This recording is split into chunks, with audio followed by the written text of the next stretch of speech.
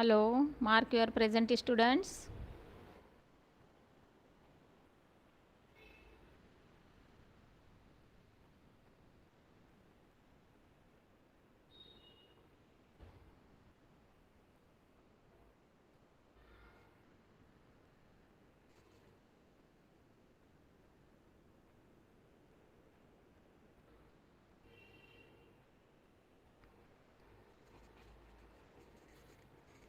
झालं दोनच दोघच जण प्रेझेंट आहात. ठीक आहे, आपण स्टार्ट करूया. हे मला सांगा, तुमच्या दोघांचे सेमिस्टर झाल्या? First semester? Yes or no? Yes.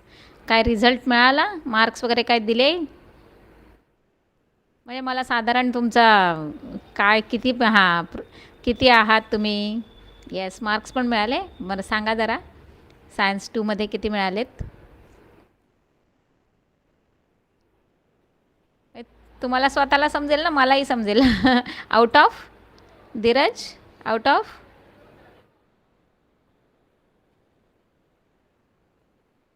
अच्छा.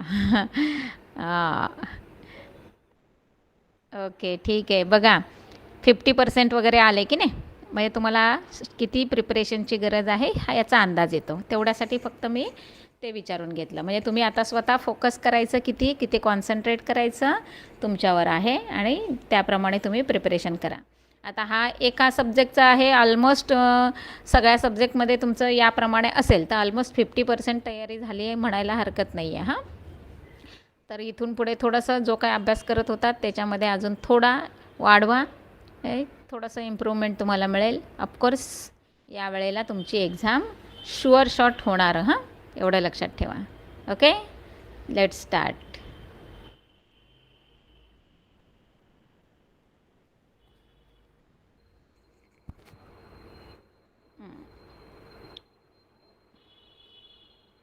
आजचा आपला लेसन आहे मुलांनो, सोशल हेल्थ. आत्ता स्वतः म्हणजे तुमचं पर्सनलच्या दृष्टीने पण खूप महत्त्वाचं ठरणार आहे मुलांनो. आणि एकतर तुम्हाला म्हणजे समाजामध्ये आपण कसं वागतो, समाजामध्ये म्हणजे काय असतं, एक सोशल म्हणजे समाज, की लोक कशी असतात, लोकांचं वागणं कसं असतं एकंदरीत, त्याचा इफेक्ट तुमच्यावर कसा होत असतो, हा सगळा स्टडी तुम्ही काय करणार आहात या लेसनमध्ये करणार आहात. म्हणजे आत्तापर्यंत आपण काय करत असतो, पर्सनल हायजीन किंवा पर्सनल हेल्थ याच्याविषयी थोडंसं एक नॉलेज मिळालेलं असतं. पण तुमच्या स्वतःवर जेव्हा तुमचं पर्सनल हायजीन किंवा तुम्ही स्वतःकडे जेव्हा एक पॉझिटिव्हली बघत असता, तेव्हा त्याच वेळेला तुम्ही ज्या समाजामध्ये राहत असता, वावरत असता, त्याचा इफेक्ट तुमच्यावर किती होत असतो, हे या लेसनचं महत्त्वाचा पॉईंट असणार आहे. क्लिअर सगळ्यांना? बघा, काय काय सांगितलं आहे तुम्हाला. Social gain. Elders always instruct you to get out of the home, to interact with relatives and others and play outdoor games, but not to spend time continuously with television, phone and internet. बरं, अगदीच म्हणजे mostly बघा, तुमच्या time टेबलमध्ये तुम्हाला एक non टीचिंगचे 1 किंवा 2 तास तरी असतात, ज्याला तुम्ही पी ई म्हणता, फिजिकल एज्युकेशन, आणि ज्याच्यामध्ये कंप्लीट तुम्हाला अर्धा तास खेळायला दिलेला असतो. त्याचं म्हणजे हेच आहे की एकतर मुलांमध्ये मिक्स होणं खूप गरजेचं आहे, आणि फिजिकल एक्सरसाइज होणं खूप गरजेचं आहे. जेव्हा तुम्ही एखाद्या टीमचं खेळ असतो की नाही तुमचा, म्हणजे त्या टीमच्या खेळामध्ये तुम्ही एकमेकांना कोऑपरेट करणं, हे आपण गोष्टी शिकत असता. म्हणजे ह्यासाठी केवळ ते तुमचं पी टीचा तास ठेवलेला असतो. आणि दुसरी गोष्ट, जेव्हा तुम्ही म्हणजे जेव्हा टीचिंगचे पिरियड असतात तेव्हा मेंटल स्ट्रेस तर तुमच्यावर असतोच असतो. मग तो रिलीफ करण्यासाठी पण तुम्हाला थोडंसं फिजिकल एंटरटेनमेंट गरजेचं असतं. मग त्यासाठी तुम्हाला आउटडोअर गेम हे फार मोठा म्हणजे इम्पॉर्टंट रोल प्ले करत असतात. तर आता मोस्टली काय करता तुम्ही, आत्ता सध्याचं ह्या 2 वर्षाचं सोडा, पण आत्ताच्या सध्याच्या या लाईफस्टाईलमध्ये तुमचा मोस्टली वेळ कसा जात असतो, एकतर शाळेत जाणं, अभ्यास करणं, आणि उरलेला वेळ आहे तो सगळा टेलिव्हिजन, फोन, इंटरनेट याच्यामध्येच चाललेला असतो. तर तिथे आत्ता तुम्हाला कळलं असेल की do not spend time continuously with television, phone and internet. तर हा रूल थोडासा तुम्ही फॉलो करायचा आहे. क्लिअर सगळ्यांना? हां. Why the children of your age are instructed same in each home. अगदी प्रत्येक तुम्ही तुमच्या फ्रेंड सर्कलमध्ये जर तुम्ही चौकशा केल्यात किंवा गप्पा मारल्यात या विषयावर, तर तुमच्या प्रत्येकाचा एक्सपिरियन्स असणार, अरे माझे मम्मी पप्पा पण आम्हाला हेच सारखं बोलत असतात, आमचे पॅरेंट्स पण असंच सांगत असतात. म्हणजेच प्रत्येक घरामध्ये तुमच्या एजच्या मुलांना सेम इन्स्ट्रक्शन मिळत असतात. का तर सेम तुमच्याकडनं मिस्टेक्स होत असतात.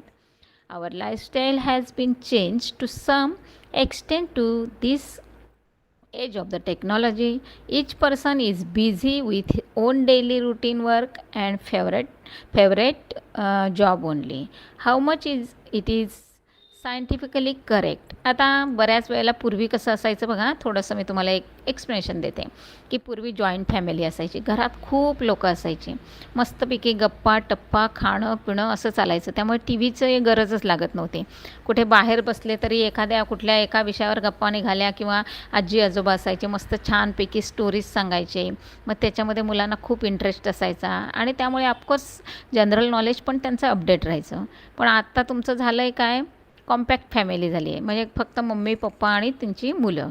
त्यामुळे होतं आहे कसं, आणि त्यातही दुसरं असं की मम्मी पप्पा जॉबवाले असतात, त्यामुळे ते बिचारे त्यांच्या जॉबमध्ये बिझी असतात आणि ती त्यांची ड्युटी आहे, त्यामुळे त्यांना ते फर्स्ट ड्युटी ती करावीच लागते. आणि प्लस आल्यानंतर तुमच्याकडे थोडासा वेळ द्यायचा, मग तो कुठेतरी त्यांच्याकडनं तुम्हाला दिला जात नाही. आणि त्याचा बेनिफिट तुम्ही काय घेत असता की त्यांचं लक्ष नाही आहे किंवा त्यांचं दुर्लक्ष आहे, म्हणजेच कुठेतरी त्याचा तुम्ही हे करत असता, टी व्ही पाहणं, कुठेतरी चोरून फोन बघणं, मग अभ्यासाच्या नावाखाली पुस्तकामध्ये फोन घेणं, ह्या सगळ्या गोष्टी चाललेल्या असतात ह्या तुमच्या वयाच्या मुलांमध्ये. थोडक्यात काय, तर तुम्ही थोडंसं म्हणजे पॅरेंट्स लोकांना फसवणूक करता आणि ते बिचारे बिझी असल्यामुळे ते तुमच्याकडे जास्तीत जास्त म्हणजे एक्सपेक्टेड तुमचं जे असतं तेवढं लक्ष देऊ शकत नाही. मोस्टली शहरामध्ये तर असं होतं मुलांनो की ड्युटी 8 तासांची असते, पण लांबचं असल्यामुळे ट्रॅव्हलिंगमध्ये वेळ जातो, आल्यानंतर पुन्हा घरातलं करायचं. मग त्यामुळे खरोखर कधीकधी पॅरेंट्स लोकांकडनं म्हणजे तुमच्याकडशी कम्युनिकेशन पण होत नाही आणि मग तुमच्याकडे या वयामध्ये अंडरस्टँडिंग नसतं मुलांना. त्यामुळे तुम्हाला असं वाटतं की पॅरेंट्स आमच्याकडे लक्ष देत नाहीत. पण एक त्यांच्याकडे तुम्ही जर म्हणजे त्यांच्या प्लेसवर जाऊन जर थिंक केलं तर नक्की तुम्हाला समजेल की दे आर बिझी. म्हणजे ते तुम्हाला वेळ द्यायची खूप इच्छा असते, सगळं तुमच्यासाठीच चाललेलं असतं, पण एक टाईमचं मॅनेजमेंट किंवा कॅल्क्युलेशन नसल्यामुळे थोडंसं हे कम्युनिकेशन कमी होतं आहे. क्लिअर. पुढे बघा. Earlier we have studied the important of physical health, cleanliness and staying healthy. However the concept of health does not end with it only. आता बघा, फिजिकल हेल्थ म्हणजे काय, तुमचं फिजिकल फिटनेस जो आहे की नाही, किंवा समोरून तुम्ही दिसता, तो झालं तुमचं फिजिकल. क्लिनलीनेस अगदी पर्सनल हायजीनपासनं तुमचं म्हणजे सराउंडिंग एरिया किंवा तुमचं घर, तुमचं राहणं वगैरे, खाणं पिणं, ह्या सगळ्या गोष्टी क्लिनलीनेसमध्ये. आणि नेहमी असं आरोग्यसंपन्न राहणं, ह्या गोष्टी तुमच्यासाठी खूप इम्पॉर्टंट आहेत. पण त्यांनी काय सांगितलं आहे की आत्ताच्या ह्या लेसनमध्ये हे एवढीच कन्सेप्ट तुमच्यासाठी नाही आहे, तर ती कॉन्सेप्ट थोडीशी वाईड आहे. Classify your classmates into following groups depending upon the observation for a week. आता तुम्हाला खूप सारे फ्रेंड्स असणार आहेत बघा, पण त्यात तुमचे फेवरेट, तुमचे स्पेशल, तुमचे बेस्ट फ्रेंड असे सगळे असणार आहेत की नाही. कारण आपण खूप मोठ्या क्राऊडमध्ये राहत असतो, पण एक ठराविक जे असतं की त्यांच्याशी आपलं खूप छान ट्युनिंग जमलेलं असतं आणि मग त्यांना आपण असे बेस्ट, स्पेशल असे काही नावं दिलेली असतात. मग आता त्याच्यामध्ये तुम्ही एक तुमच्या क्लासचं एक्झाम्पल घ्यायचं आहे, तर टोटली क्लासमध्ये सपोज 30, 40, 60 काय तुमची स्ट्रेंथ असेल तशी असे स्टुडंट असतात आणि सगळ्यांशी तुमचं तर कम्युनिकेशन डेली चालू असतं, कळतं आहे. पण बेंच पार्टनर असतो तो तुमचा फेवरेट असतो. कारण का, रोज त्याच्याच शेजारी बसायचं, त्याच्याशीच गप्पा मारायच्या, सगळ्या गोष्टींचं शेअरिंग करायचं, असं चाललेलं असतं. मग त्यातनं तुम्ही आता अख्खा म्हणजे जेव्हा तुम्ही वर्षभर त्या मुलांबरोबर राहता क्लासमधल्या, तेव्हा तुम्हाला त्या क्लासमधल्या प्रत्येक मुलाचं थोडंसं एक कॅरेक्टर्स माहिती झालेले असतात. मग ते कॅरेक्टर्स कसे असतात त्याच्यावरनं ते हे क्लासिफिकेशन दिलेलं असतं बघा. एक फर्स्ट वन आहे हायली इंटरॅक्टिव्ह, दुसरं आहे ऑकेजनली इंटरॅक्टिव्ह आणि third one is the non interactive. अगदी काही क्लासमध्ये काही मुलं असतात बघा, कंटिन्युअस बडबड चालू असते, प्रत्येक प्रत्येक टीचर त्यांना ओरडत असतं. नसेलपेक्षा ते दुसरे कंटिन्युअस त्यांच्या म्हणजे त्यांना खूप असं सगळेच्या सगळे मित्र असतात म्हणायला काहीच हरकत नाही. प्रत्येकाशी ते बोलत असतात. त्याला म्हणायचं हायली इंटरॅक्टिव्ह.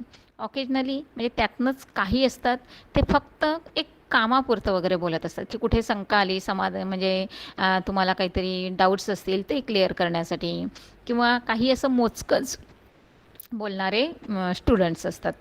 आणि काही आहेत ते बघा तुमच्या वर्गामध्ये अगदी कोणाशी काही बोलत नाही, रोज शाळेला येणार, अभ्यास करणार, टीचर्स बरोबर काहीतरी थोडंसं बोलले तर ठीक, नाही तर आपलं शांतपणे सगळे पिरियड अगदी मस्त लेक्चर ऐकणार आणि निघून जाणार. म्हणजे कोणाशी ते जास्तीत जास्त कम्युनिकेशन करत नाही. क्लिअर सगळ्यांना? मग आता त्याच्यावरनं तुम्ही त्यांच्या स्वभावाची एक ओळख करायची आहे. मग तेच काय असतं ते आता आपण बघणार आहोत. बघा, पहिलं काय सांगितलं, आता हे तुम्हाला सध्या नाही आहे पण हे सांगणं खूप गरजेचं आहे. Factors affecting the social health. म्हणजे थोडक्यात काय, क्रॉस मार्क केला आहे ह्याचा अर्थ हा क्वेश्चन तुम्हाला विचारला जाणार नाही. याच्या आधी मागच्या 2 वर्षांपूर्वी हा क्वेश्चन तुम्हाला 2 मार्क्सला 3 मार्क्सला विचारला जायचा. पण ह्याच्यावर आता factors affecting the social health ह्याच्यावर क्वेश्चन येणार नाही. पण कोणते फॅक्टर्स असू शकत आहेत हे फॅक्टर्स तुम्हाला इथे दिलेले आहेत. लॉट्स ऑफ फॅक्शनची नावं दिलेली आहेत बघा.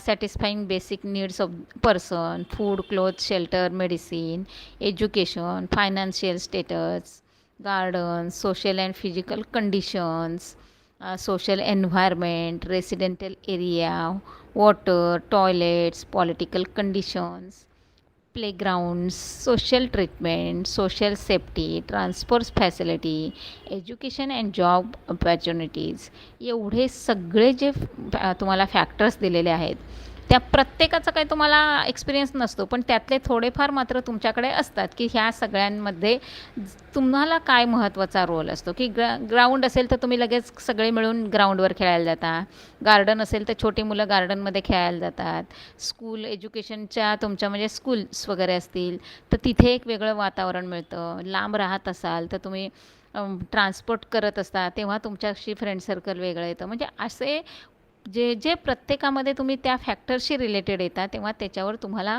खूप असं काहीतरी एक वेगळं शिकायला मिळतं. क्लिअर?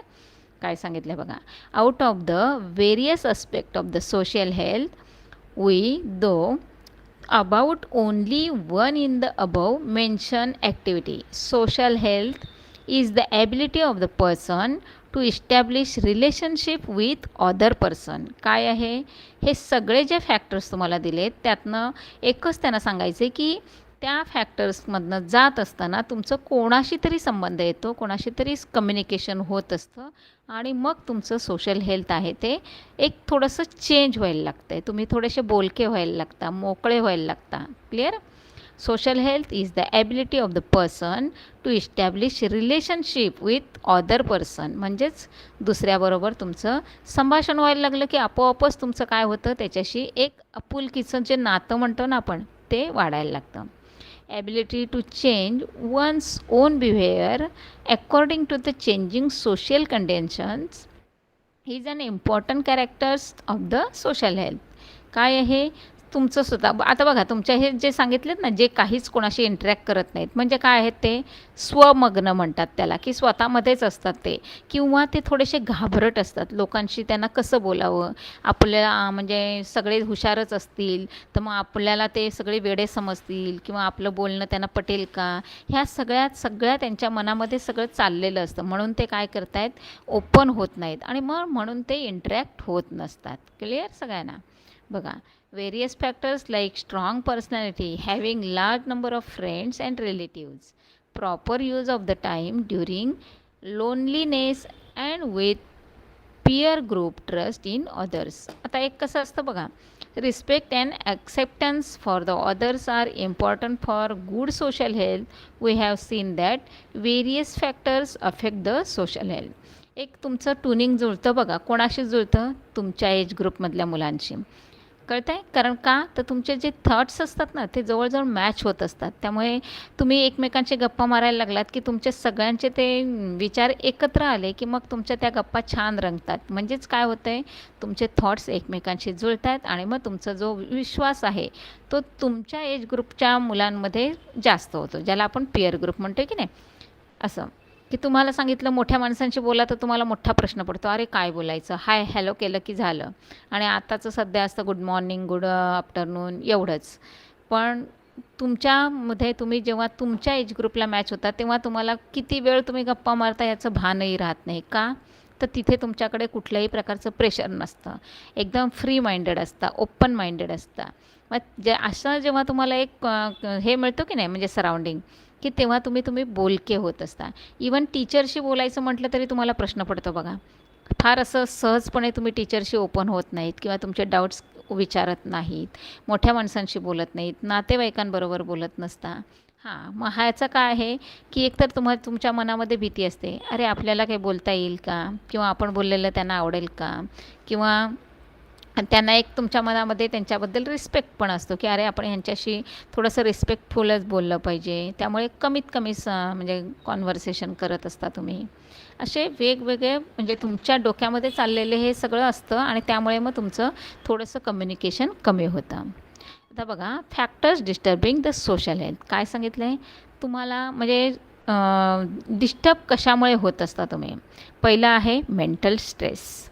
आता हा मेंटल स्ट्रेस कोणावर येतो, अगदी तुमच्यासारख्या साध्या साध्या मुलांवर पण येत असतो. का? एक्झाम आली बोललं की लगेच आला स्ट्रेस, आला की नाही. हां, पण तो एक वेगळा भाग झाला. आणि काहींचे स्वभावच मुळात काहीतरी असे विचित्र असतात की ते कायमच स्ट्रेसमध्ये असतात. कळतं आहे? हां, म्हणजे टेम्पररी एक्झामपुरता येणारा स्ट्रेस हा एक वेगळी गोष्ट आहे. पण कायमच जे तुमचे आहेत ना नॉन रिॲक्टिव्ह किंवा कोणाशी कॉन्व्हर्सेशन करत नाहीत, ते कायमच प्रेशरमध्ये असणारी लोकं असतात. मग हा झाला तो त्यांचा मेंटल स्ट्रेस. मग आता तो काय आणि कसा येतो आहे बघा.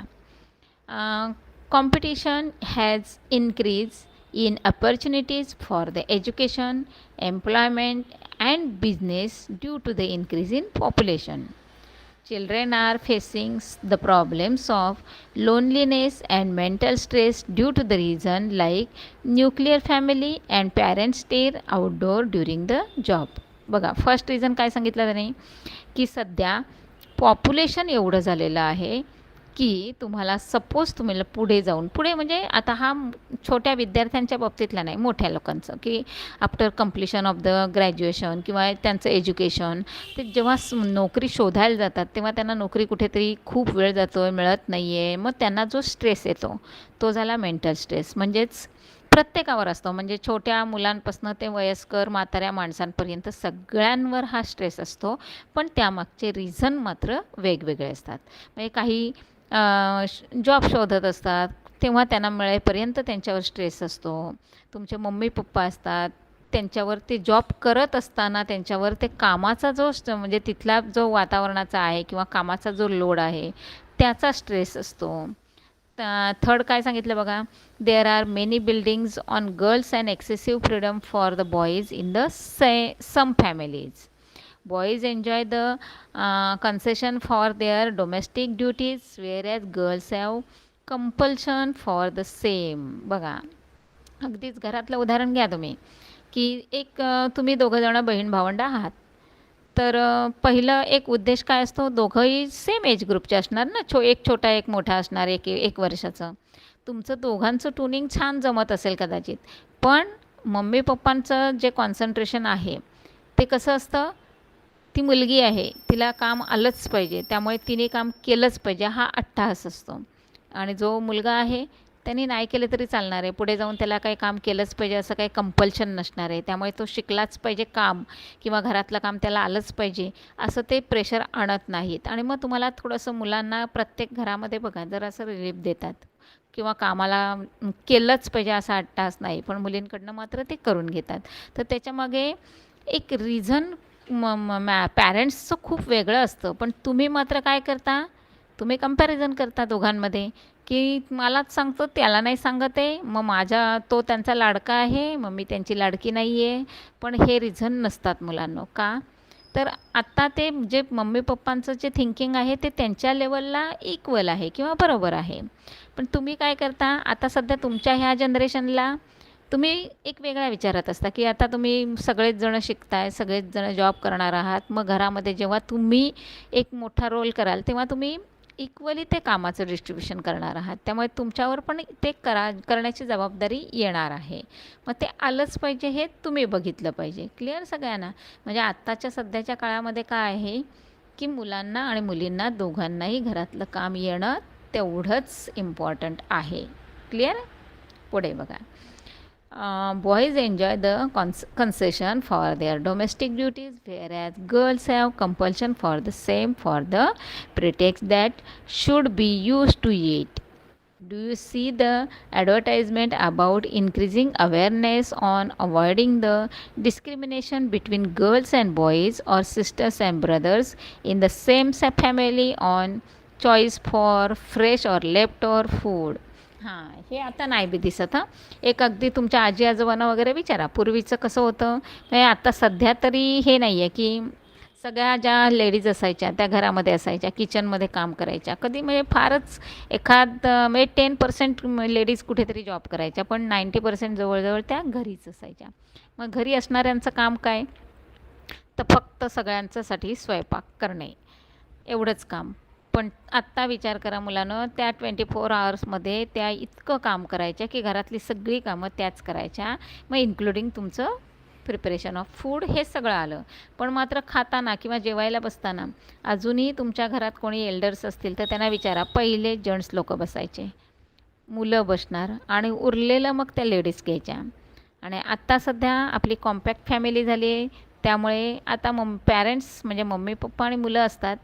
तर त्याच्यामध्ये पण बऱ्याच वेळेला मुलांना किंवा म्हणजे जेंट्स लोकांना अगदी व्यवस्थित छानपैकी दिलं जातं आणि उरलेलं मग त्या लेडीजनी खायचं, असं बऱ्याच वेळेला दिसतं चित्र. मग हे जो प्रकार आहे की नाही, ह्याच्यामध्ये मग थोडंसं काय होतं की दुजाभाव म्हणतो की नाही आपण, भेदभाव केला जातो. तो पूर्वी असायचा. मुलांना शक्यतो आता दिसत नाही. पण हे एक मेंटल स्ट्रेसचं रिझन सांगितलं आहे की असं असेल तर मग ज्याच्यावर हे असं उरलेलं सुरलेलं दिलं की नाही, तर त्या मुलींवर नाही म्हटलं तरी थोडासा एक प्रेशर यायचं किंवा त्यांना एक त्यांच्या डोक्यात चालायचं, अरे असं का केलं जातं. मग तो एक त्यांच्या डोक्यावर एक विचार सतत कुठल्याही गोष्टीचा करत राहिला ना की त्याचा एक स्ट्रेस निर्माण होतो, असं आहे. In society to adolescent girls have to unnecessarily face the problems like teasing and molestation. Girls are facing the problems of stress due to the such gender inequality. हा मात्र आहे की आत्ता जरासा तो जास्त झाला आहे का. तेच होतं मेन रिझन मुलांनो, की पूर्वी बघा लेडीज घराच्या बाहेर पडत नव्हत्या का, तर ते पूर्वी पण तेच होतं कारण की त्या बाहेर म्हणजे घराच्या बाहेर सेफ नव्हत्या, म्हणून त्यांनी घराच्या बाहेरच जायचं नाही, म्हणजे त्यांना त्रास होणार नाही. आणि मग तेच रिझन होतं की मुलींना पण जेमतेम शाळा स्कूल जे गावामध्ये असेल तिथपर्यंतच पाठवलं जायचं आणि पुढे हायर एज्युकेशनसाठी त्यांना परमिशन नव्हती मिळत. तर त्याच्यामागचं रिझन असं होतं की त्यांना बाहेर जाऊन जो त्रास होत होता की एक फिमेल आहे, मग तिला जो फेस करावे लागतील प्रॉब्लेम, ते प्रॉब्लेमच फेस करायला लागू नये म्हणून तिने गावातनं पण जास्त कुठे जायचं नाही. त्यामुळे मग त्या शिकत नव्हत्या. त्यांचं म्हणजे मोस्टली जास्तीत जास्त म्हणजे मुली जेमतेम हार्डली 5वी 8वी किंवा 10th शिकलेल्या असायच्या. पण आता मात्र थोडंसं चित्र बदललं आहे की ते ग्रॅज्युएशनपर्यंत जात आहेत. पण ते करत असताना जेव्हा त्या घराच्या बाहेर जात आहेत मुलांनो, ट्रॅव्हलिंग करत आहेत किंवा एक म्हणजे थोडंसं दूर जातात, तेव्हा मात्र त्यांना थोडेसे प्रॉब्लेम येत आहेत. आणि मग ते प्रॉब्लेम कोणते, तर थोडंसं हरॅसमेंट होत असतं. काय तर हेच ते अनइक्वॅलिटी सांगितलं आहे ना तुम्हाला की मेल फिमेल याच्यामध्ये मोस्टली मेल लोकांपासून मुलींना म्हणजे एक तुमच्या एज ग्रुपच्या मुलांकडनं किंवा अजून काहीतरी विचित्र टीन एजमधल्या मुलांकडनं, एक ज्यांचं थिंकिंग चांगलं नाही अशांकडनं थोडासा त्रास होतो आहे. आणि मग तोच त्रास किंवा तोच प्रेशर त्या मुलींवर कायम राहतो आणि मग त्यांना ते मेंटल स्ट्रेस इफेक्ट जाणवतो आहे. Nowadays everyone has to face the stress due to ever increasing disorder, crime and violence. बघा आता एक एक टप्प्याटप्प्याने कसं पुढे पुढे चाललात बघा. आता सध्या काय होतं आहे, everyone has to face the stress due to the increasing disorder, crime and violence. का हे सगळे डिसऑर्डर का होत आहेत, तुमचं शेड्यूलच राहत नाही आहे.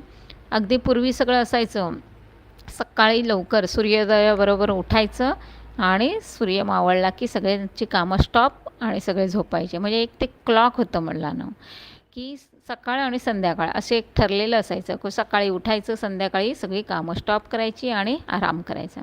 आता नाही, आता तुम्ही 12 आणि 1 आणि 2 वाजेपर्यंत सगळे तुमचे शोज चालू असतात, मोबाईलवर असतात, काय चॅटिंग असतं. म्हणजेच तुमचं झोपेचं क्लॉक बिघडून गेलं सगळं, खाण्यापिण्याचं सगळं शेड्यूलच बिघडून गेलं आणि त्याचा इफेक्ट तुमच्या बॉडीवर दिसायला लागतो.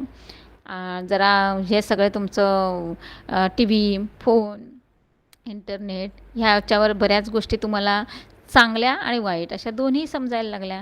त्यामुळे थोडंसं व्हायलन्स, थोडंसं क्राईम ह्या सगळ्या गोष्टी तुमच्यावर अफेक्ट करायला लागल्या. कारण तुम्हाला लहान वयामध्ये ह्या सगळ्या गोष्टी मिळायला लागल्या ना.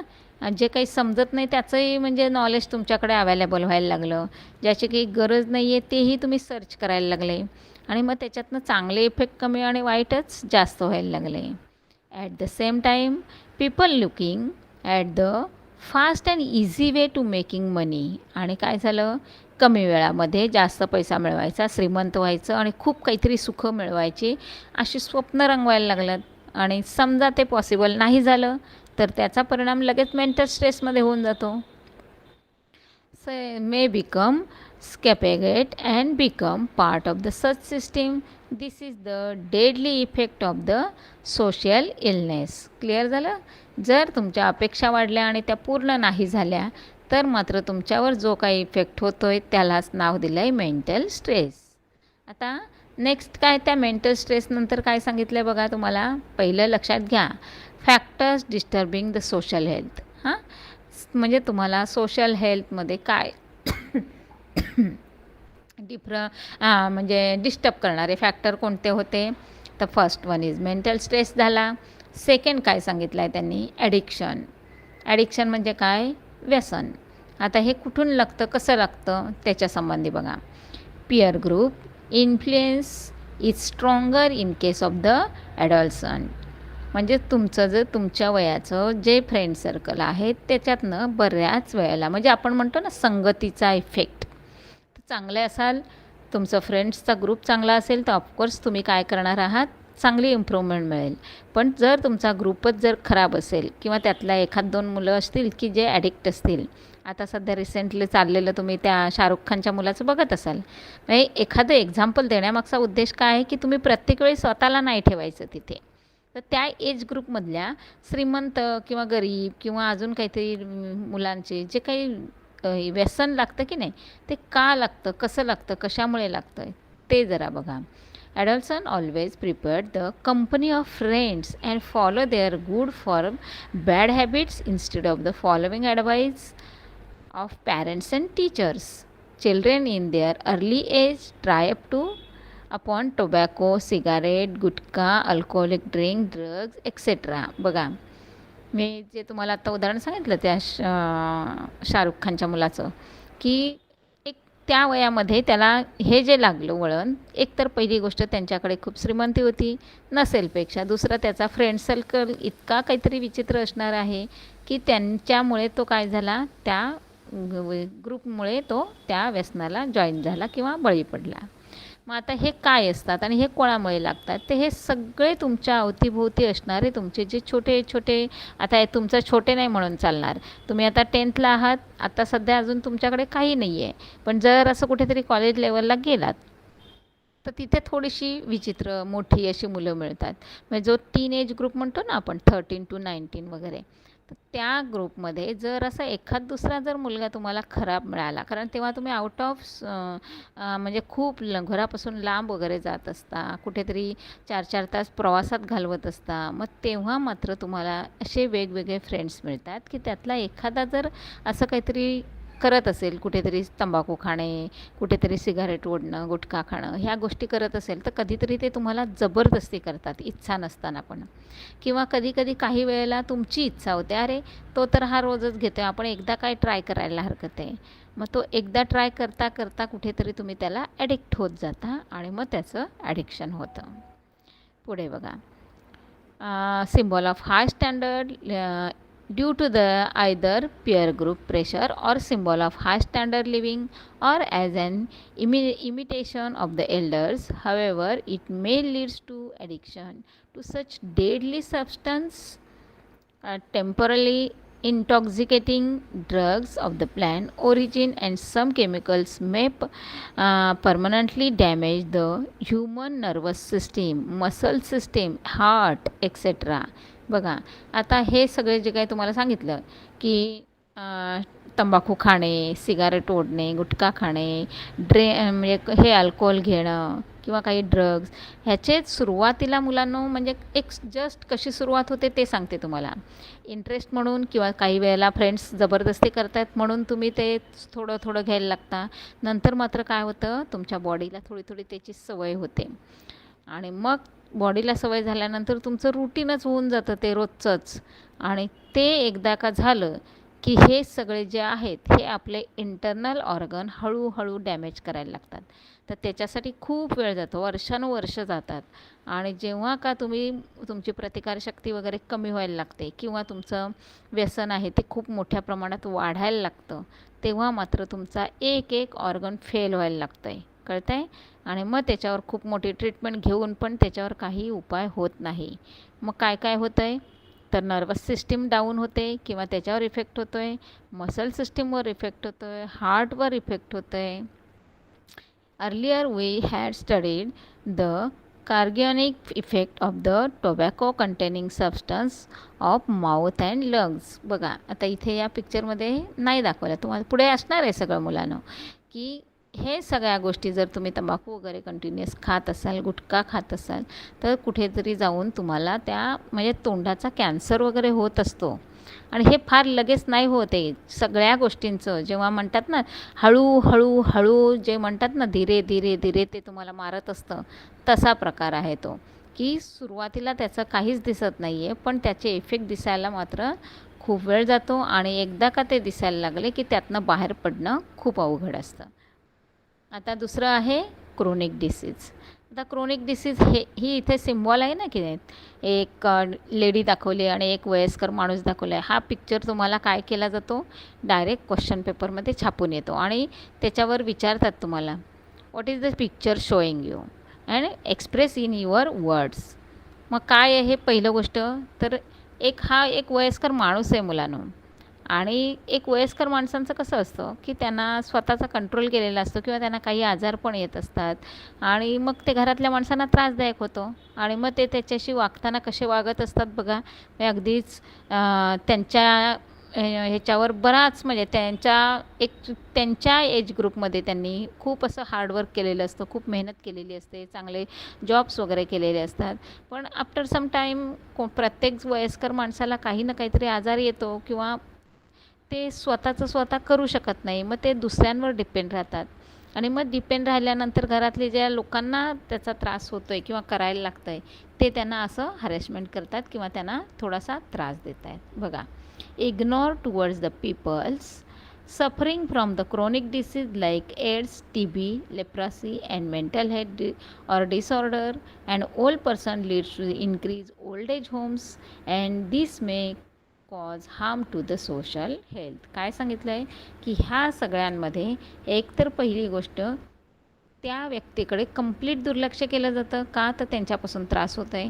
आणि दुसरी गोष्ट, जर म्हातारे वगैरे असतील तर त्यांना डायरेक्ट ओल्ड एज होममध्ये टाकलं जातं का, तर त्यांची केअर करायला ह्यांच्याकडे वेळ नसतो. आणि मग ती जी आहे ते त्या प्रत्यक्ष ज्या पर्सनला ते फेस करावं लागतं त्याच्यावर मात्र हा मेंटल स्ट्रेस येत असतो. कारण का, त्याचं थिंकिंग चालू असतं की हे का होतं, कशामुळे होतं, का लोक असं करतायत, असं आहे ना. म्हणजे तो कुठेतरी अंडर प्रेशर येत असतो. पुढे बघा, have you ever seen the person inebriated with drugs or liquor loitering on the dirty places. अगदीच जर खेडेगावातनं तुम्ही बघितलात तर ड्रग्ज नाही म्हणता येणार त्यांना, अल्कोहोल म्हणता येईल, की अल्कोहोल घेत असतात आणि मग त्यांच्या ब्रेनवरचा कंट्रोल जातो आणि मग ते कुठेतरी घाणीत कुठेतरी पडलेले असतात. बघा, की आपण इमॅजिन पण करू शकत नाही किंवा कधी कधी त्यांना बघून आपल्याला दया पण येत असते. अरे की कसे म्हणजे घाणेरड्यावर उकिरड्यावर कसे उघडे वगैरे पडलेले असतात. तर सगळ्यात महत्त्वाचं काय असतं, तर त्यांचा स्वतःचा ब्रेनवरचा कंट्रोल गेलेला असतो. त्यामुळे त्यांना स्वतःला काही कळत नसतं आणि जोपर्यंत त्यांचा तो लिकरचा इफेक्ट जात नाही, तोपर्यंत ते तसेच असतात आणि गेल्यानंतर मात्र मग ते कुठे त्यांच्याबरोबर जागेवर ॲडजस्ट होऊन जात असतात. Whether such a pitfall conditions of most intelligent human being is acceptable. You must have read the news about many deaths due to the poisonous liquor. Why does it happen? बऱ्याच वेळेला खेडेगावांमधनं जर तुम्ही news वगैरे बघत असाल, वाचत असाल, तर असं येतं बघा कुठेतरी की ह्या दारूमुळे काय झालं की बऱ्याच लोकांना विषबाधा झाली आणि त्यामुळे एवढे एवढे लोक मेले. तर मोस्टली काय असतं, तयार करताना जी काही प्रोसिजर असते ना, आता हे सगळं असतं की नाही, लिकर वगैरे घेत आहेत तर किंवा हे अल्कोहोल घेत असतात, तर हे खूप श्रीमंत लोक असतात, ते सगळं हायफाय घेत असतात, मग तो त्यांचा स्टेटस असतो. आणि गरजू लोक असतात, गरीब लोक असतात, ते स्वतःचं टेन्शन दूर करण्यासाठी घेत असतात. आणि मग ते कधीतरी बनवणारे असतात, ते काहीतरी विचित्र पद्धतीने बनवत आहेत आणि मग कुठेतरी त्याच्यामध्ये पॉयझन तयार होत असतं आणि ते ज्या ज्या लोकांच्या वाट्याला जातं ते लिकर किंवा ते अल्कोहोल, त्या लोकांना त्याचा त्रास होतो आणि मग कुठेतरी त्यांची डेथ पण होत असते. If this process is performed in a wrong way, poisonous liquor is produced and proves fatal for many at the time.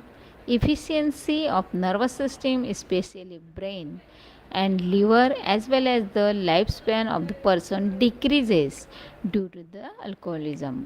आता हे तर तुम्हाला अगदी सगळ्यांना माहिती असणार आहे की आपण स्वतःला हेल्दी समजत असेल किंवा हेल्दी ठेवायचं असेल तर काळजी घेणं, हायजीन सांभाळणं, खाण्यापिण्याच्या सवयी चांगल्या असणं खूप गरजेचं आहे. पण जर अडिक्टेड असणार आहात तर ऑफकोर्स त्यांचं लाईफस्पॅन हा कमीच होतो. कारण का, एकतर पहिल्या गोष्ट त्यांचं स्वतःचं खाण्यापिण्याकडे लक्ष नसतं. कुठेतरी ह्या सगळ्या ॲडिक्शनमुळे बऱ्याच नाही म्हटलं तरी ते थोडेसे टेन्शनमध्ये येत असतात किंवा डिसऑर्डर होत असतं सगळं. खाण्याकडे लक्ष नसतं आणि जसं वय वाढत जातं तसतशी रेजिस्टंट पॉवर कमी होते आणि मग त्यांना वेगवेगळ्या व्याधी लागू होत आहेत. काय सांगितलं बघा, brain development in adolescent is hindered due to the alcoholism and thereby ability of the memorization and learning becomes slow. काय होतं आहे, आता हे एक सगळं कॉमन उदाहरण आहे की कशा त्याचा इफेक्ट कसा होतो, म्हणजे तुमच्या ॲक्टिव्हिटीज कशा स्लो होऊन जातात, तुमची स्मरणशक्ती कमी होते, तुमचं म्हणजे काम करण्याची क्षमता आहे तीसुद्धा कमी होते. म्हणजे थोडक्यात काय आहे, सगळ्या ॲबिलिटी काय होतात, हळूहळू लेस किंवा डिक्रीज होत जात आहेत. Due to this the person has to face the social, mental and familial illness along with the physical illness. म्हणजेच आता एक आहे साधं तुम्हाला उदाहरण सांगते. घरात जर तुमचे पप्पा आहेत, रोज ते आपले त्यांचा तेच उद्योग चालू असणार, खाणं पिणं स्वतःच्याचसाठी एन्जॉय करायचा, दारू प्यायची, घर डिस्टर्ब होतं की नाही. म्हणजे थोडंसं नाही म्हटले तरी मम्मी कंटाळत असते, वैतागत असते किंवा एकटीलाच करायला पडतं आणि मग तुम्हालाही थोडंसं वाटत असतं त्याच्याबद्दल की अरे आपल्याला ह्या गोष्टी मिळत नाही आहे. मग ह्या सगळ्यामध्ये काय होतं, नाही म्हटलं तरी तुमच्यावर आणि तुमच्या सगळ्या फॅमिलीवर त्याचा इफेक्ट होत असतो. Communication media and excessive use of the modern technology. आता मेंटल स्ट्रेस किंवा तुमचे factors affecting the social health हा टॉपिक इथे क्लिअर झाला. आता कम्युनिकेशन मीडिया म्हणजे काय, तर त्यांनी कम्पेअर केलं आहे बघा. हे पिक्चर फार अगदी मस्त बोलकं पिक्चर दाखवलं आहे. काय दाखवलं आहे, देन अँड नाऊ, म्हणजे पूर्वी काय होतं आणि आत्ता सध्या काय आहे. कम फॉर द स्टडी, म्हणजे पोरं एकदा का शाळेतनं आली, दप्तर ठेवलं की जी खेळायला जायची त्यांना बोलून आणायला लागायचं. आणि आत्ता एकदा का शाळेतनं आली की जे मोबाईल घेऊन बसतात की त्यांना सांगायला लागतं तो मोबाईल फेक कुठेतरी आणि बाहेर जाऊन खेळून ये. कळलं पिक्चरमधलं काय डिफरन्स आहे तो. हे हा पूर्वीचा आणि आत्ताचा डिफरन्स आहे. मुलं तीच, सगळं तेच, पण हा जो डिफरन्स आहे की तुमच्या ह्याच्यामध्ये वागण्यामध्ये झाला आहे तो नको आहे. कारण तुम्ही जेव्हा मस्तपैकी अभ्यास करून येता तेव्हा तुम्हाला फिजिकली एक्सरसाइज होणं गरजेचं आहे. मस्त गप्पा टप्पा मित्रांमध्ये मारणं आणि फ्रेश होऊन येणं आणि नंतर अभ्यासाला बसणं, ह्या गोष्टी खूप महत्त्वाच्या आहेत. आणि त्याच्यातनं मग तुमचा अभ्यासही होतो, बोर होत नाहीत तुम्ही, कंटाळा येत नाही आणि मूड पण लागतो. Nowadays, excessive, unnecessary, and irrational use of the modern technology and communication media is becoming a sensitive issue through the viewpoint of the social health. आता हे कशामुळे होतं आहे, तर इंटरनेटचा वापर. त्या इंटरनेटवर काहीही तुमची काही गरज नसताना तुमचा तो इंस्टाग्राम, फेसबुक, काय का गरज, तुमच्या वयामध्ये त्याची काहीही गरज नाही आहे. आणि एंटरटेनमेंट तुमच्यासाठी तर काहीच गरजेचं नाही आहे, कारण तुमच्यावर कसलाच प्रेशर नाही आहे. मस्तपैकी खाता पिता आणि शाळेला जाता आणि अभ्यास करता, एवढ्याच गोष्टी. तुम्हाला काय कधी जेवण कसं मिळवायचं आहे, काय आहे चिंता नाही आहे. त्यामुळे तुम्ही कसल्याच टेन्शनमध्ये नाही आहात. सगळ्या हे तुमचं वय आहे ते मस्त एन्जॉय करण्याचं आहे. पण त्याच वयामध्ये तुम्ही नेमकं काय करता, त्या फोनमध्ये बसलेले असता, नसेलपेक्षा कुठल्या तरी त्या सिरियलमध्ये अडकलेले असता आणि मग त्याचा इफेक्ट तुमच्यावर होत असतो आहे. कळतं आहे? म्हणजे हे सगळं अननेसेसरी आहे. नेसेसरी काय आहे तुमच्यासाठी, मस्तपैकी तुमचं सकाळचं रुटीन छान ठेवायचं, सकाळी उठून स्कूलला जायचं, ट्यूशन काय असेल करायचं, अभ्यास करायचा, फ्रेश होण्यासाठी कुठे मिळाला येतं 1 तासभर चांगलं मित्रांच्यात जाऊन मस्तपैकी खेळून यायचं आणि पुन्हा संध्याकाळी चांगल्या फ्रेश मूडमध्ये होमवर्क करायचा. हे झालं तुमचं काम. पण तुमचं ते रुटीन नाही आहे बघा. त्याप्रमाणे तुमचं आपलं सध्या तर ह्या 2 वर्षात तुम्ही संधीच मिळाली आहे, प्रत्येकाला फोनच हातात मिळाला आहे, त्यामुळे अजूनच थोडासा इफेक्ट आहे. पुढे बघा, persons spending the time with cell phones for several hours are usually unaware of the surrounding. This is also the sort of addiction and learning leading to endangering of the social health. कळलं? मी जे आता सांगितलं तेच तुम्हाला सांगितलं की काय most of the time कशामध्ये स्पेंड करतायत, फोनवर. काही गरज आहे का, नाही आहे. पण ते उगाचच म्हणजे तुम्ही त्याच्यामध्ये अडकत गेले आहेत. तर अजूनही तुम्ही अडकलेले नाहीत, तुम्ही त्यातनं बाहेर येऊ शकता. फक्त गरज असेल तिथेच कुठेतरी त्या फोनशी कनेक्टेड राहा, नाहीतर त्या डब्याला जरासा तुमच्यापासून दूर ठेवा. Various physical problems like tiredness, बघा, headache, insomnia, forgetfulness, tinnitus, joint pains, and problems in vision may arise due to the radiation of the cell phone. हे तुम्हाला कधीच माहिती असणार आहे. आज परत एकदा नव्याने रिपीट करते मी की कुठेतरी कंटिन्युअस त्या फोनच्या छोट्याशा स्क्रीनवर बघत राहता आपले डोळ्यांची जी उघडझाप आहे ना मुलांनो, ती म्हणजे एका मला असं वाटतं मिनटाला ती म्हणजे असं कंटिन्युअस नॅचरली होत असतं. ते 3-4 वेळा 5-6 वेळा असं होत असतं. पण जेव्हा तुम्ही स्क्रीनवर राहता ना बघत, तुमचे डोळे मिटत पण नाहीत. कळतं आहे? जरा ऑब्झर्व करून बघा जरासं. हां, मग ते मिटत नाहीत याचा अर्थ त्याच्यावर ताण येतो आहे. हां, आणि मग तो ताण आला की कुठेतरी तुम्हाला थकल्यासारखं, दमल्यासारखं होतं आहे, कुठेतरी डोकं दुखायला लागतं आहे, कुठेतरी असं म्हणजे गरगरल्यासारखं, म्हणजे सगळ्याच गोष्टी असं थोडंसं कुठे विसराळूपणा वाढायला लागतो आहे. एकाच जागेवर बसून असल्यामुळे बॉडी अशी तुमची आखडून जाते, मग ते जॉईंट्स पेन्स वगैरे व्हायला लागत आहेत. आणि सगळ्यात महत्त्वाचं म्हणजे कंटिन्युअस स्क्रीनवर राहिला तर तुमची विजन कमी होऊन जातं, डोळ्यावर त्याचा इफेक्ट दिसायला लागतो आहे. कळतं आहे? मोर serious adults facts in those radiations penetrate the bones of the children more effectively than the bones of the adults. Persons continuously using the computer and internet become solitary. They cannot establish harmonious relations with relatives and their members in the society. Habitually, they become self-concentrated and thereby they may develop problems like autism and selfishness. They become less sensitive towards the other. Chronic effects of the such tendency is that they are not ready to help others in need and hence they also do not get it is in need. बघा किती छान मस्त सांगितलं. अख्खा paragraph तुमच्यासाठी खूप मस्त आहे की पहिली गोष्ट म्हणजे एकतर एवढे सगळे प्रॉब्लेम तुमच्या त्या फोनमुळे तर होतातच होतात. शिवाय दुसरं एक सांगितलं की आता सपोज तुम्ही आय टी फील्डमध्ये असाल तर वर्क फ्रॉम होम 2 वर्ष चाललं आहे. कामाचं एवढं प्रेशर असतं की तुम्हाला म्हणजे सकाळीपासून संध्याकाळपर्यंत कमीत कमी मी सांगते, नाही तर 10-12 तास हे सगळं तुम्हाला त्या नेटवर म्हणजे पी सीच्या समोर बसून तुमचं ऑफिसचं काम चालू असतं. हे झालं तुमचा जॉबचा पार्ट. म्हणजे कंपल्शन आहे ते तुम्हाला की ते बसून करायचंच आहे. कळतं आहे? मग आता त्याच्यामुळे झालं आहे काय की तुम्ही कंटिन्युअस एकटे राहता, कोणाशी कम्युनिकेशन होत नाही, फक्त तुमचं काम आणि तुम्ही. त्यामुळे तुम्हाला सवय लागून जाते की कम्युनिकेशन कोणाशीच होत नाही. कारण थोडंसं त्या कामातनं बाहेर पडलात की कुठेतरी एंटरटेन हवं असतं. मग ते एंटरटेनमेंट पण तुम्ही त्या इंस्टाग्रामवर शोधत असता किंवा व्हॉट्सअप फेसबुक याच्यावर शोधत असता. मग तुम्हाला दुसऱ्या कोणाची गरज लागत नाही.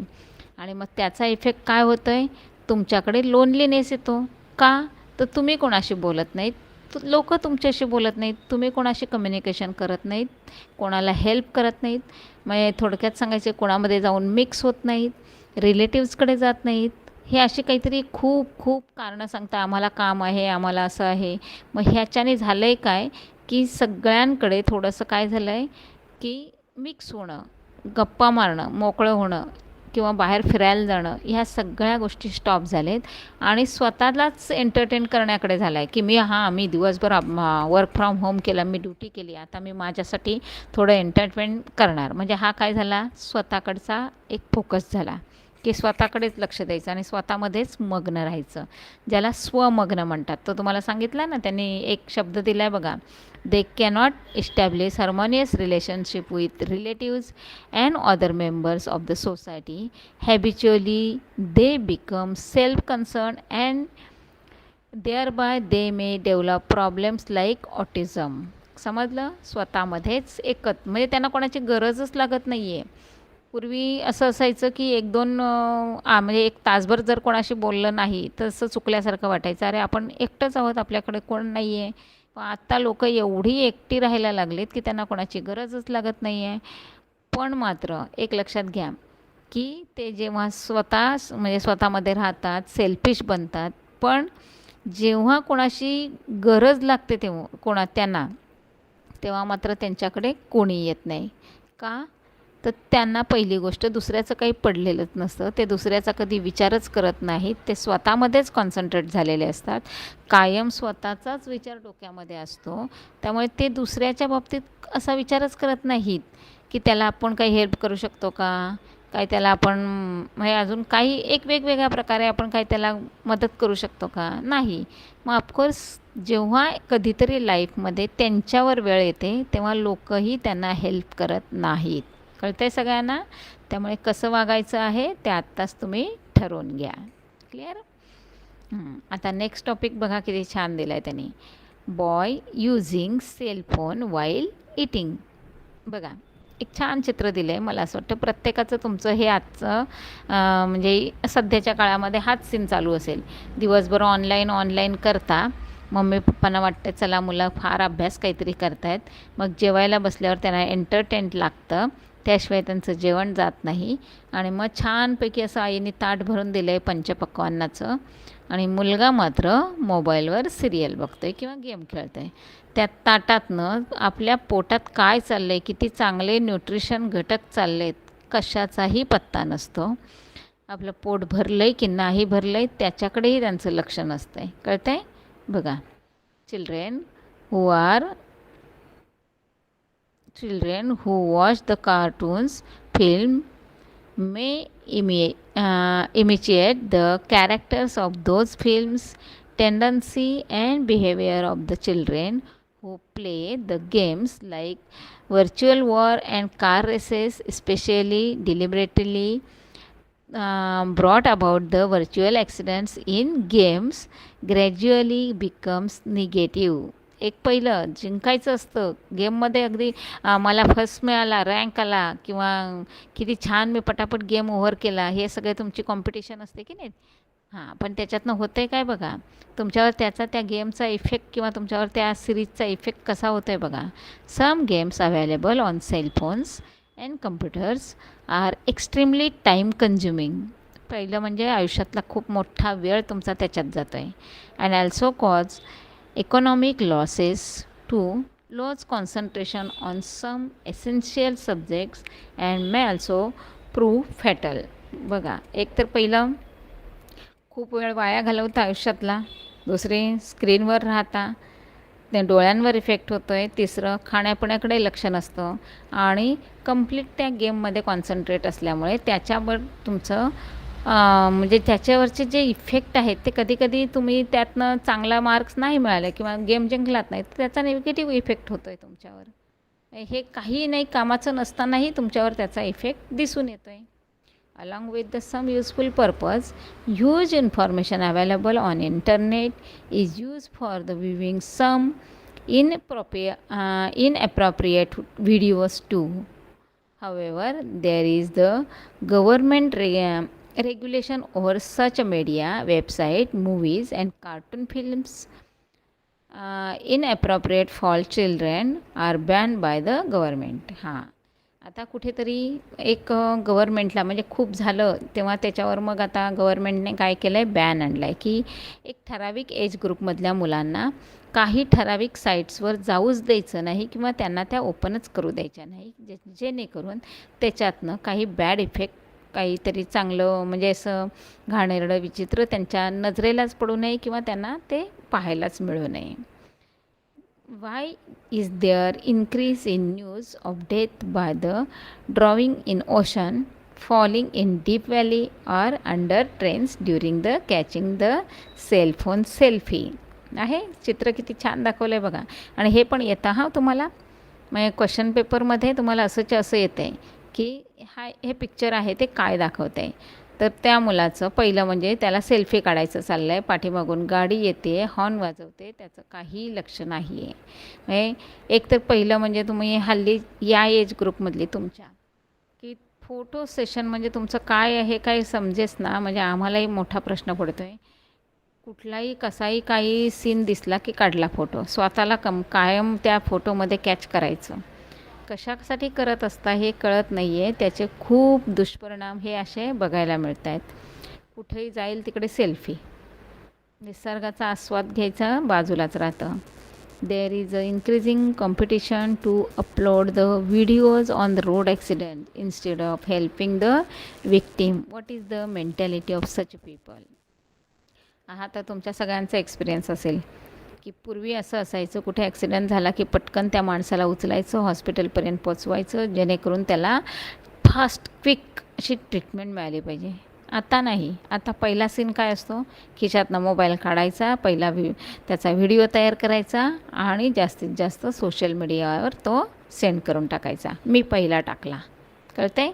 हां, म्हणजे हा झाला तुमचं थिंकिंग लेवल की पूर्वीच्या लोकांमध्ये खूप काहीतरी चांगले थॉट्स असायचे आणि ते काहीतरी चांगलं करायचे आणि आत्ता फक्त शो करतात किंवा नुसतं फोकसमध्ये राहत असतात.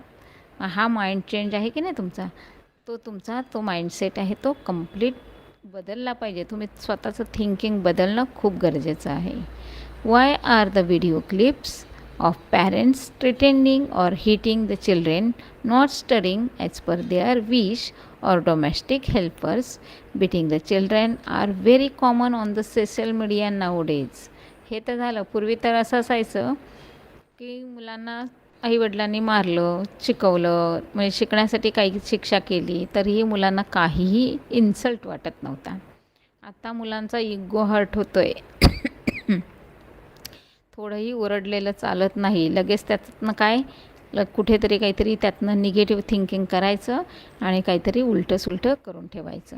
आणि मग पॅरेंट्स त्याच गोष्टीला काय करत आहेत, थोडेसे विचार करत आहेत की आपण रागावलं तर मुलं काहीतरी करतील, म्हणून मुलांना रागवतच नाही. आणि मग त्याचा डबल बेनिफिट तुम्ही घेता की आमचे पॅरेंट्स आम्हाला रागवत नाहीत, मग असं वाटतं चला आपण करतो आहे ते बरोबर करतो आहे. पण एकदा तुम्ही थिंक करून बघायचं आहे मुलांना की आपण वागतो आहे ते बरोबर आहे का?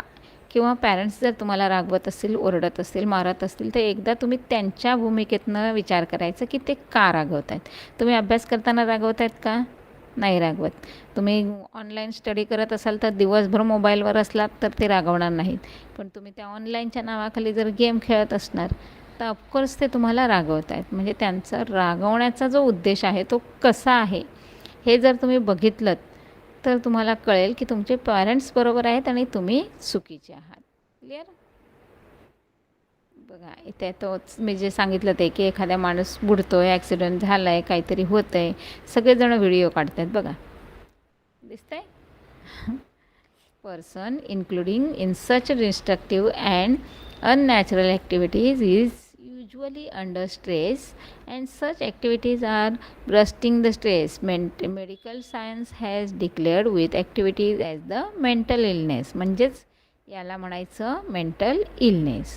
Person including in selfie is not aware about the world around and the risk. This is called as the selficide. Person indulging the domestic violence, sending message to other before communicating suicide, or those who send the video clips of social act are mentally ill and they do not do so win the sympathy.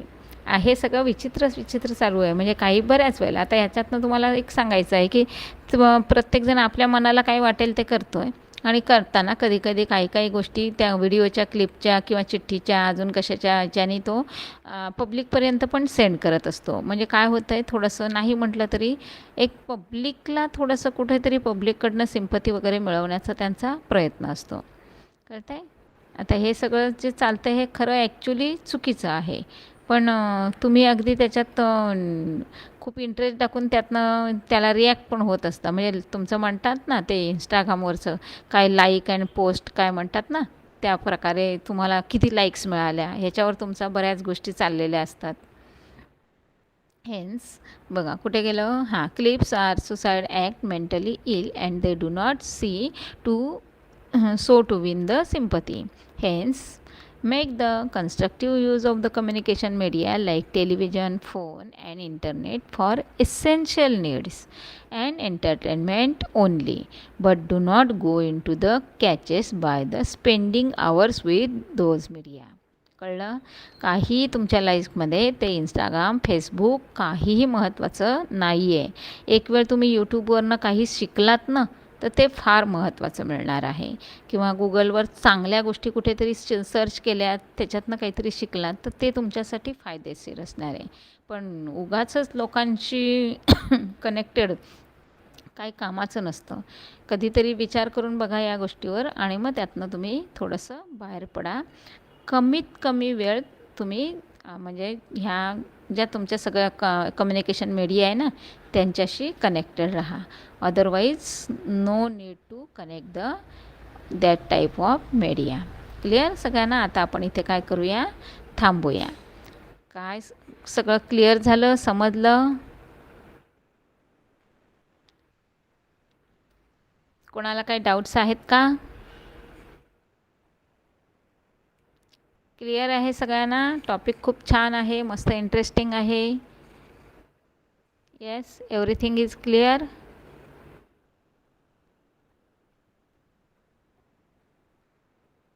चला, okay, bye bye.